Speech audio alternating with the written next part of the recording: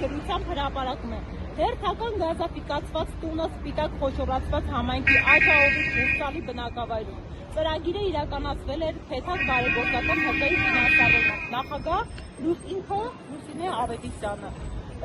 ամբողջական հաշվետվությունը կներկայացնեմ շուտով։ Այսինքն ՀՊ-ին կարելի է բացահայտ բարեգործություն, ես մենք լրացուցիչ ցանկ ենք ներկայացնելու, ժողովուրդ ջան, հենց չի մենք չենք հետևում, չենք արձանագրում։ Ես խորհուրդ կտամ մի հատ անկախ ամուսնալուծության հանգամանքից իմ քայլը հիմնադրամի գործունեությանը հետևեք, պետական մարմինների գործունեությանը հետևեք, ինչքան է որ պաշտոնական քարոզությունը մայիսի 8-ին է սկսվում։ 24-րդ համարն է։ Ցուցակի 24-րդ համարն է։